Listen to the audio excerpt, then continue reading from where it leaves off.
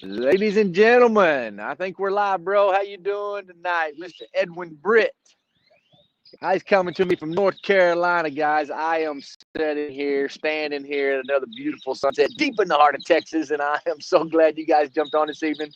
Whether you're watching us on one of the other channels or you're watching this later, I hope you guys take the chance to sit down, take a step back, and I want you to do what we always do, and that's make this about you. It's that chance today. It's Mindset of a Champion. We're doing some training this week. We really started talking about last week in branding, but what we talk about a lot of is the trust process. And when you and I have leaned into it, we teach it, we live it to the point where sometimes I think that I'm being so redundant about it because I live it. It just spits out of my mouth as soon as something happens. And I say, okay, well, let's talk about this for a second. What do we start with? What do you want to accomplish? But just those words come back to me all the time. Okay, now what does that do? What does that end result? What does the AMP mean? What does think, relate, uncover the need, offer a solution, take massive action? Those things, I find myself living them because it's starting to become muscle memory since you've been teaching it to me, Edwin, the last 5 years. Yeah, Michael, so true. And what a great topic for us to touch on, because all of us, no matter what our businesses are, all right, outside of Shuffle, how we use Shuffle as this great vehicle. Most of us have other businesses, and we're growing a business in Shuffle. And we have to be relational in nature. And tonight, when we think about sales, what I'd like to encourage you to think about is, am I inclusive of the other person? So often what happens is they have their position, you have yours, and it becomes a tit for tat. And resistance goes up with that. They go, okay, what do you want from me? And on the flip side, we're thinking, oh, I don't want to be too pushy, so we're not intentional enough. And both of us, you talk about it so well, Michael, where we're supposed to wring the rag, right? We both leave moisture in the rag significantly. So that is why it's so important to be intentional and be relational inside of our communication. And you just said that collaborative approach. So tonight, what we ask you is, think about your level of preparation towards the meeting. All right, whatever that meeting is going to be, virtually or in person, enhance your level of preparation. Point one, and an important point. Why that's so important is when you get there in the moment, right, you can really reflectively listen. And when you're really listening is when you're building a relationship. And when you can reflectively listen so you can reflectively respond, you're growing trust exponentially, and you're laying that foundation for a collaborative action. So sales is so relational, Michael, and it really begins. And the thing I want to take away, you guys, hand it back to you for a minute, is how we can use our preparation, our attitude, and our approach towards growing that. Okay, we're going to jump right into that, Edwin, but pause just for a second. I want you guys to see, this is my beautiful niece. Came on all the way up here today. Where are you? Wait, there you go. There she is, all the way up from Austin, Texas. I got to see her. Edwin Britt, he says hello. Everybody hello. Say hello to Tessa. It's beautiful. Wait a second. Why am I not in? Where are you? Hello. There you go. Hey, Michael, I just got one question, man. Why are all the Newman women and connectivity also Texas beautiful, man? I just think that's too much grace and privilege for one family, and I'm just trying to figure that out, man. It's called that Newman curse. I wish I could take credit for it, but it's pretty girl. He goes, why do all those women have such? I got up my headphones, she can't hear you. I said, why do they always have that Texas Newman beauty? Hey, this one right here, they broke the mold on. She said, thank you very much. I'm going to let her go. I just want to embarrass her for a second. She came up here. We're doing some Mindset of a Champion training. All right. Hey, she's doing right now. What are you in the middle of right now? Okay, can you hear me? Talk to me right here. She's in the middle of 75 hard? Yes. Okay, a 75 hard. What does that consist of? You have to, so number one, you follow a diet. Can you hear E? Okay, he can hear you. Okay. You follow a diet first. Your choice, right? You can pick whatever one you want. Whatever diet you want. And then rule number 2, you have to drink a gallon of water a day. 3, you have to read 10 pages of a book. 4, you have to take progress pictures every day. And rule number 5, you have to do 2 45-minute workouts. At least one has to be outside. And the book is like self-help, better yourself. Yes. That's what Mindset of a Champion is about. Look at this right here. That's right there. That's my niece right there, baby. Ellen's giving you up. Thank you. How's it going? Going good? Yeah. All right. I'll see you in a little bit. All right. Bye. So just like that, guys, you got to be intentional about how you live. Think about that just for a second. And Tessa, of course, we just have this, we have lived what you've taught, Edwin. We have lived it. It's like a mindset of a champion, the trust process, attitude, moment process, what we do. And every time we know, if we just train ourselves and live like that, our kids are going to hear it. How important it is for you guys or is it for you to pour into your children like that? Now, what we're going to talk about tonight, I know Edwin kind of set the stage there, talking about sales, but every single aspect of everything you do is definitely sales. So when you talk about building a business or building your selling industry, building a team, it is about selling. It's about serving your internal customer.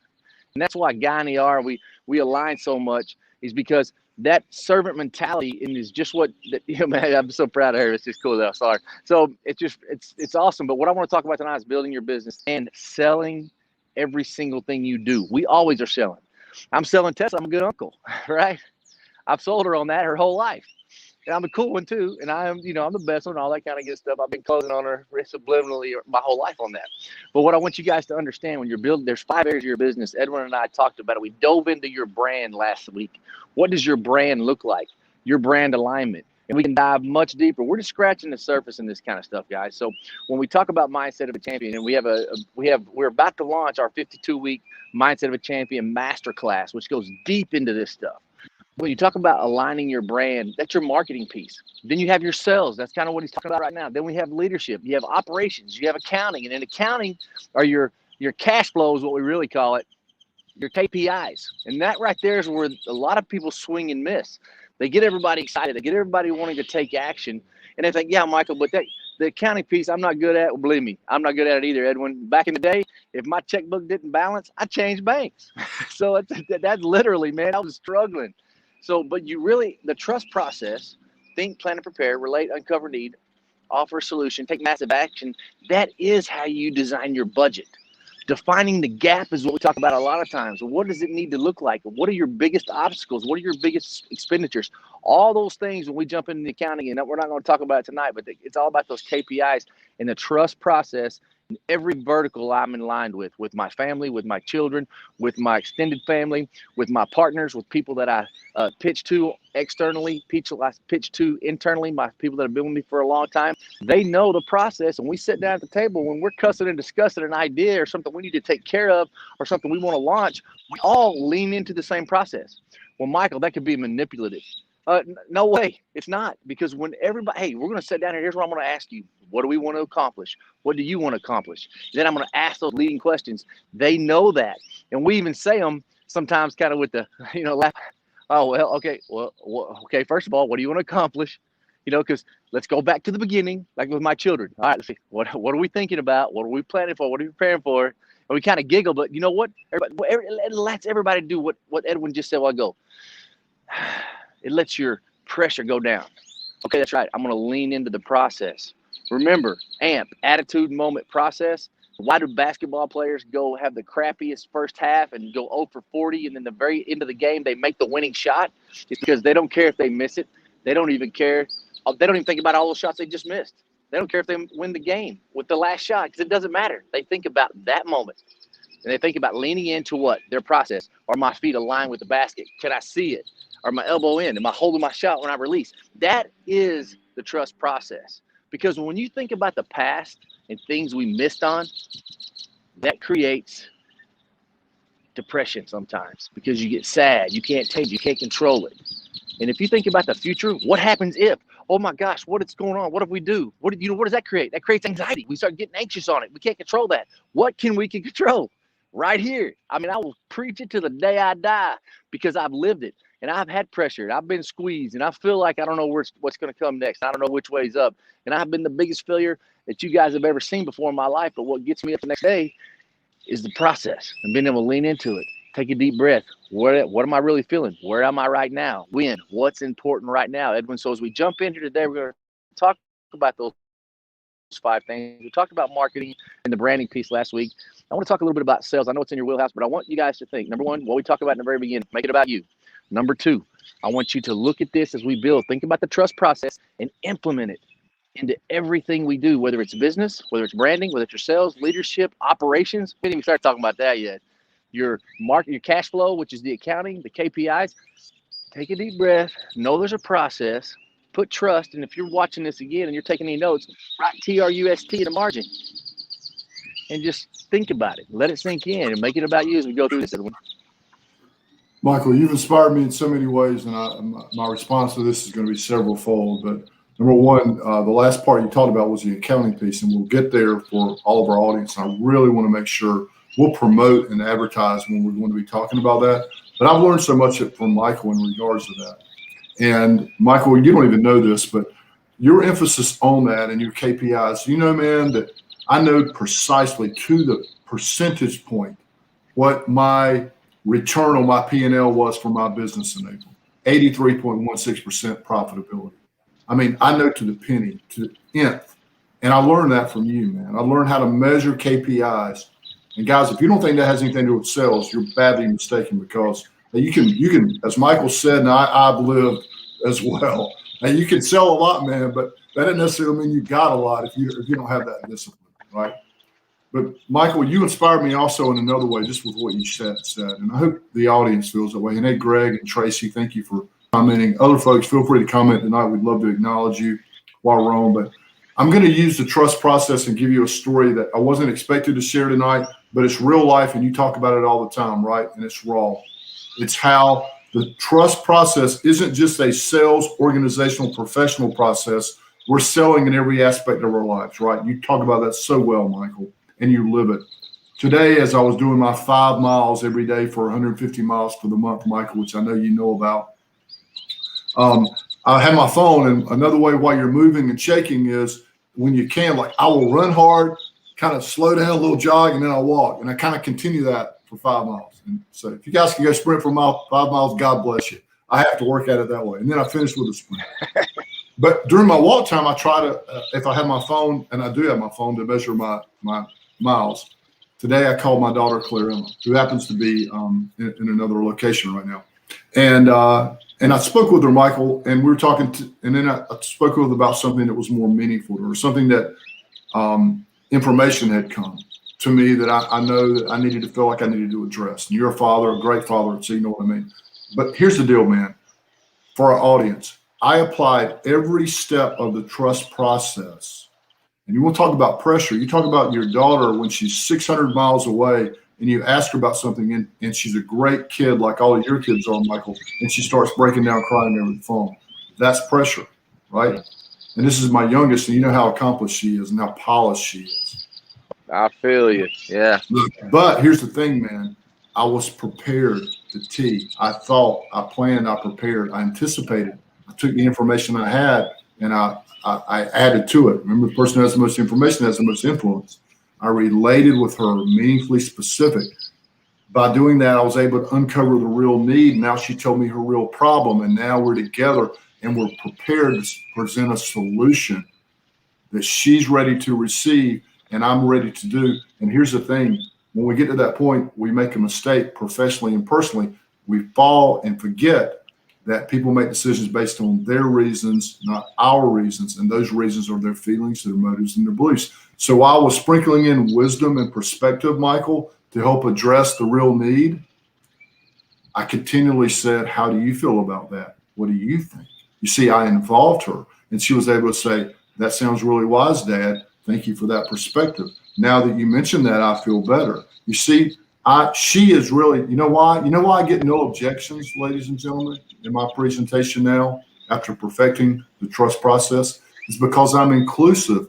I'm addressing the objections organically inside of a conversation that the key is getting the other person to address the objections for themselves.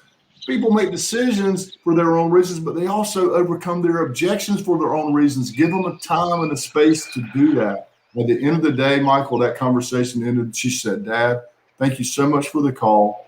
I really feel better. And I'm so grateful. Gratitude, the healthiest of all of our emotions, right? Our attitudes, that you called me.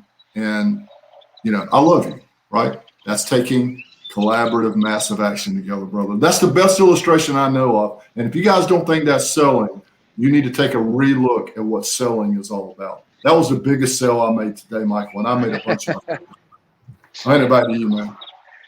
That is on point. That's exactly right too. And here's something that Edwin, he didn't mention, but what happened was he goes, let's talk about this. And he thought, planned, and prepared. He was ready to offer that information to her because he knew he'd planned it. He knew what was going on. He met her where she was, number one, and related to her, and then got her on the same page. And when y'all come together, and they were together in the art relating, that's why it's really important, guys. You've got to take advantage of the masterclass mindset of a champion and take the time to learn it. Oh man, you guys make it look so easy. Well, number one, it's not easy.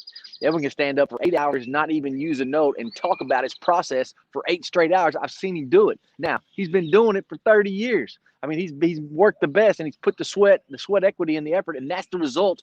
The result is looking at his family. That's his result.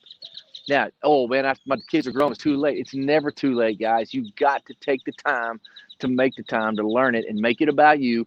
And what Edwin does is come right alongside the prospect. And today it was his daughter. That's not a negative thing. That helped her. She was able to breathe better. Her confidence is up, right? Her pressure's down. She's very grateful for her dad. Edwin feels better. He's going to sleep better at night. She's 600 miles away, but he knows for a fact she's in a good place because he had learned a trust process that works. Now, he comes alongside her, relates, uncovers the need together. Ask her how she feels about that. What do you think about that? And then she's going to come back and go, that's good, but I have this objection. But what about this? Think about your daughter many times, and my children, my daughter, my son. Yeah, Dad, but what about that? Yeah, Dad, but what? And then sometimes we have to take a step back in the process. And I say, yeah, you're right about that. Let's talk about that for a second. Make them feel better. And when they feel better about something like that, then you can move on together. Sometimes you got to go pick them back up. And it's not like a TRUST, like Edwin, you preach. It's an ever flow. Sometimes you relate to them, then you uncover some need, and then you want to offer a solution. You realize that they haven't quite got there. So you have to go back up to the relate piece and come back down. Remember, we talked about this. Is what you have to tell them. And how does that make you feel? What do you want to accomplish? All those things right there, guys, come into this trust process, and it has to be a muscle memory if you really want to live a life of significance. Here's what success looks like to me. It's, and to you, what success looks like to me and to you are different. It could be, pay for your kids' college education. It could give your kids more than I have. It could be able to have an extra vacation home or a nice fancy boat. It could be a lot of things, but that's what it means to you personally. Significance is when you help other people do and have more. And the mission that we're on right now, Mindset of a Champion, and ER and Guy, the reason that we align so well is because we're on the same mission to be significant. And let me tell you something. When it comes to shuffle and your side hustle and being able to put a few extra dollars in the bank every month, that is significant. So many people, especially right now. Edwin, I know we'll jump right off here in a second, but I just want to tell you, brother, I appreciate that story, man. That was really that hit right on the point tonight, bro. Hey, thank you, Michael. Sometimes, we complicate things too often, and stories really do tell. Like, presentations are great, but stories, being able to relate a personal story. So whatever your personal story is, as long as it's unique and authentic, right? It's integrity-based and it's intentional and consistent. If you'll keep telling your story often enough, what I've discovered among top performers is, Michael, and you know this so well, in conclusion tonight, is they always come with the best attitude. They have the best approach, the best outlook, and then they have the strongest work ethic. And people wonder why it's so difficult to be successful. It's not as complicated as people have a tendency to make it. They have a focus, they're unique, they're intentional, they're authentic, and they're consistent, right? And they're willing to stretch themselves and grow. That's what the things we want you to do for Shuffle is go out and grow your Shuffle business by applying the information you're learning here, right? And implement this. Try it for yourself to have your own success stories. The best gift you can give Michael and I back is for you to stop us somewhere along the way as we meet you. And we're looking forward to meeting you guys in person, hopefully this summer in Texas. A big event in Texas, that'd be awesome, right? Brother. Yeah. Is to tell us what you're doing with the information that you're learning. That's what, that's how we keep going, man. So Michael, hey. And here's the deal, guys. That's right. Always a pleasure, Edwin, being with you guys. I want you to go out and do one thing. You got to get out of your comfort zone. You got to get up and take action on it. I know it's not perfect. I know it's not ready. I know you don't know the trust process by heart. I know you know what were those 5 areas of business again that you focus on? Operations. What is it? What the heck is it? What's a KPI? What does it stand for? We're throwing a bunch at you. but you've got to take the time to be consistent. I want you to get up and take action. Move forward on something today. Tonight, make it about you. Pour it yourself. Write it down. What have you not writing down? I mean, if you don't write your goals down, you're not going to achieve it. What you think about is what you attract. What you speak is what you become. But what you write down, that's what you achieve. Start dissecting it. Write it down. Work your plan your work, and then replan it, because I'm going to tell you 100% is fact about the plan. I have perfect plans. I have sometimes been able to spend a ton of time thinking, planning, preparing, uncover the need, relating, and offering perfect solutions. And now I'm taking massive action. As soon as I step off, it is a cliff, and I fall flat on my face. And guess what I do? Well, that didn't work, did it? I get up, dust myself off. Here we go, baby. Let's try this again.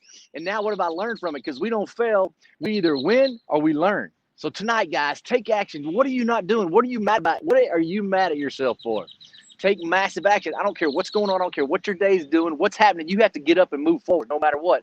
People are, you talk about the will of life, spiritually, mentally, physically, personally, and financially, and your family. I mean, that right there is things that'll throw you out of your comfort zone and make you have a little pity party and say, man, I just can't do it today because this person's sick or that's going on. You can't afford to wait 86,400 seconds. And it'll reload tomorrow if you wake up. I'm telling you guys, you don't know. You don't know. Let's make it count. Play hard. Have fun. And above all else, make it count, guys. Play hard. Have fun. We'll see y'all next time here. Writing down. I appreciate y'all. Call us if you need us. Edwin, rock and roll, brother. We'll see you later. I got to try to stop this thing if I can. See y'all later, guys.